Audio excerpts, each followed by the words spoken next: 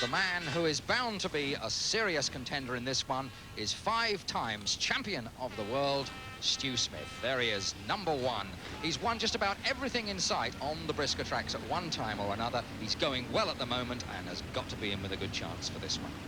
Now, who else might be in there having a go? Well, the guy we saw winning the qualifying heat a little bit earlier on. That's car number 269, John Rogers, local driver from Findon. These events, of course, are always a bit of a lottery, and so we have to think, who is the form man? Well, the guy who scored more points so far this season than any other driver has got to be in the reckoning, hasn't he? 2-1-2. That's Frankie Wainman. Frankie, of course, builds cars for quite a lot of the other drivers as well, so he knows a bit about construction of motors, but he certainly knows how to drive one. Well, they're just going nice and easily around the track now on the first of their 2 warm-up laps. Pace car keeping them in check in front. And in fact, we had a rather busy bit of activity here a few minutes ago, because since the hot rods, which you've just seen in the sunshine, we had a sprinkling of rain, and that brought the mechanics rushing out to do frantic wheel changes. And now, of course, the rain has actually stopped, and so they're all wondering whether or not they've done the right thing. But those are just the sort of decisions that they have to cope with.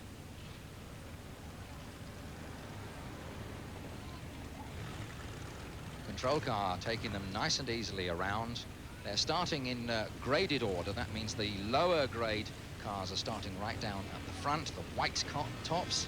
Then we move through to the yellows, the second grade of drivers. All these gradings determined purely on the basis of points scored throughout the season. Now we see the roofs change to blue. There's a good bunch of blue tops, and a fast blue top takes a bit of catching, believe me.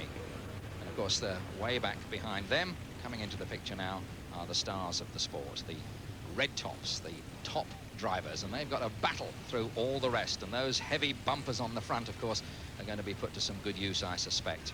Talking about heavy things on the car, look at those aerofoils. You may think it's a little hard to believe how they can have any real effect on the car other than to slow it down, but the drivers assure me that having a great big aerofoil like that helps to keep those back wheels on the ground and helps to keep the car straight when you put all that power on from those 7.5-litre engines.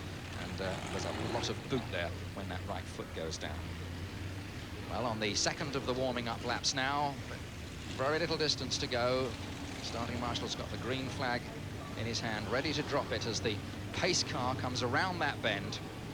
And as the pace car comes off there, he'll pull onto the figure of 8 in the centre, and we shall be underway for this 1985 BriSCA Formula 1 European Championship. 30 laps now to come as the 7.5-litre monsters roar into life. Some of the track marker barrels go. #2 clipping the fence there. That was Willie Harrison from Rotherham. The dust begins to fly a little early on as 1 or 2 make excursions onto the infield. One car that is out very early on. That indeed is Friedhelm Welters from Holland. And his race is now over. That was certainly a very short excursion. Another casualty early on is 136 Dave Taylor. He is out. And #2, Willie Harrison, is also out. And I think all those 3 cars are out because of punctures. That mass of steel hurtling around that bend. Frankie Wainman in the centre of the picture there, 212, who we spoke about earlier on, using that heavy bumper to good effect. And Stu Smith is out on the centre green, the #1 car. Reigning world champion, he's gone. Now here we've got real problems for this guy. Those marker barrels have that nasty habit of doing that. Sometimes they make you stop like that, but other times they can flip you right over on your roof. Let's pick up some places now as they begin to settle down. It's car number 85 who is the leader at this early stage of this one. Behind him we go to 219 and then 763 as you see those go through. 328 I don't think is going to go a lot further. Once those bumpers get jammed up, it's very, very difficult indeed to release them. That's 395 Mike Shirley and 328 Keith Riley. A little bit of a slip and a slither there puts that one out. The Starmen further back, still going hard. Frankie Wainman in there in #212. 85 is still going well out the front.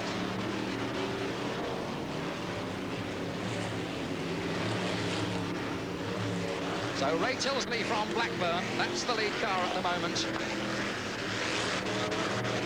Came up to the Formula Ones from the smaller Formula 2 stock cars. He's adjusted pretty well to Formula 1.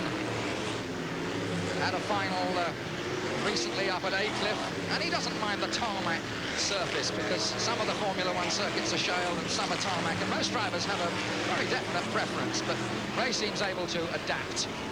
That was 85 Ray Tilsley, slipped into second place now as the 203 car indeed moves up to take it over. Danny Clark, local driver from Kettering.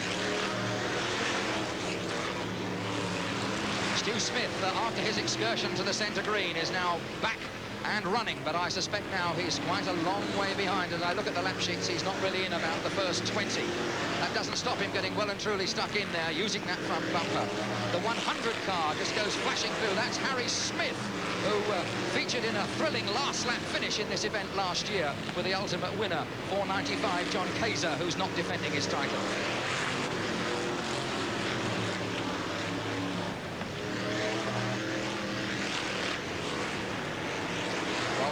Way down the field. Still plenty of action there, but up front it's still 203 from 85 and 213.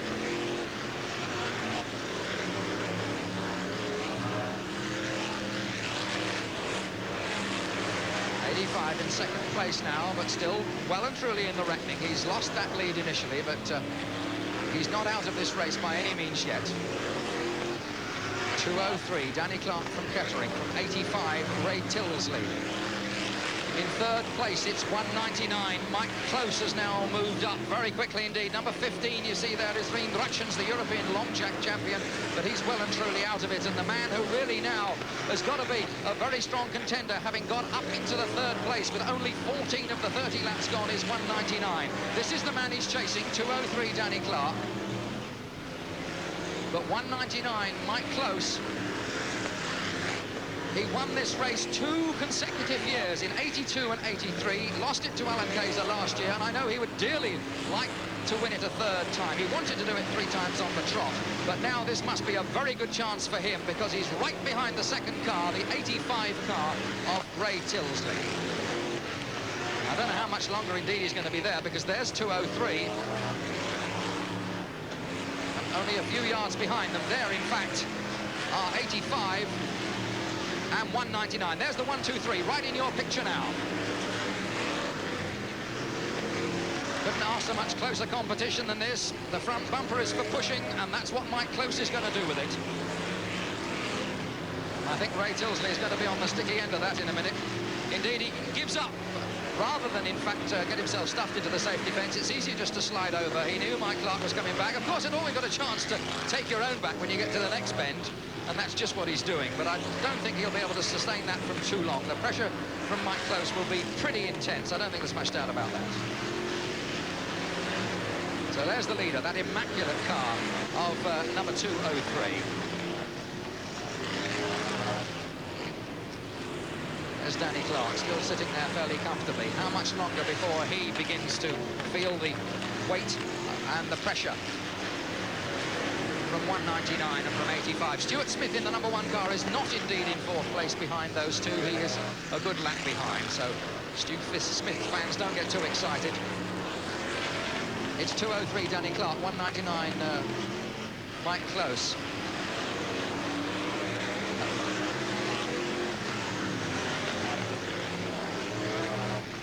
This is this scrap for this second place. Still not resolved.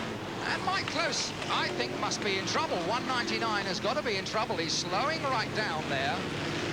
And indeed falling back. Let's see if we can see anything that's wrong. Maybe one of the rear wheels looks as if it possibly has got a buckle on it, but he's definitely losing ground very, very fast indeed. Dave Mellor in 304, in fact, has pushed his way up through in there now. 85 is still in there.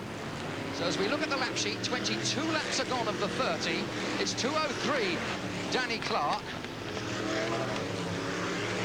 In second place, it's 85 is still there in second place. 304, Dave Mellor is now coming. 199 seems to have got a second breath of wind and is back in there again. Now, behind him is 354, and 354 seems to be getting a good extra bit of speed there. That's Richard Ainsworth from Alveston. 5 more laps to go for this man. Oh, and there's problems there. Something is wrong. That wheel is wobbling on the rear. There's certainly a buckle on the near side wheel, and that nasty puff of smoke could take this race away from 203.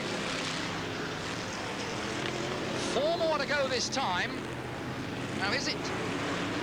There's a definite bad buckle on that, and maybe it's just that that's causing the tyre to smoke with the pressure as it drifts around the turn. It might be something else, but he's got a reasonable lead. Dave Mellor in 304 has now gone second. 199 is third. So 3 to run, 203. Danny Clark is still there. 304, Dave Mellor is in second place. 199, Mike Close is third. There's Dave Mellor and Mike Close together, weaving past that parked car. Round the bend they come. That's the scrap for second place. That's the man that's really going to have to pull something out if he's going to get up. Finished in third place a couple of years ago. A real tough competitor. There's 1 more lap to go this time. 304 and 199 are chasing. This is the man they've got to catch. Now, how much longer is that car going to last out? It's only got to last, indeed, half a lap now. 203. There he goes, down that far side, going extremely well. Danny Clark from Kettering, the checkered flag at the ready, and in a cloud of smoke, he drifts around the turn, over the line, to take this European title from 304, Dave Mellor. We'll get confirmation of the rest of the places. 199, Mike Close finished in third place. 354, Richard Ainsworth, I think, came next. And then we go back to 160, I think, came through to fill the next position. We'll get some confirmation of these places. Well, there's a man who must be very disappointed. 199, Mike Close. It looked at one stage of the race there as if he was in with a real chance. He was in second place and coming to challenge very strongly for the lead. He got in front of that 85 Ray Tilsley car, and I really thought he was going to go past him and then go on to achieve that ambition of winning it 3 times on the trot. But he went back. There was obviously some sort of a fault, a temporary fault, and he couldn't find the power to get anywhere near this man. So there he is, 203. What the problem was there, well, from this distance, it's a job to tell. The wheel was quite definitely buckled, there's no doubt about that. And I think it may well just have been the power of that engine and the car trying to slide sideways, couple that with the buckle. Maybe there was a tyre change there, and he put on wet tyres, as a lot of them did, just before we started, because they thought it was going to pour with rain, and there would have been rather more tread than he perhaps would have liked for dry conditions. That produced a lot of grip, and he pats the tyre anyway. So there we are. That's the man who's won the BriSCA Formula 1 European Championship for 1985. That's 203, Danny Clark.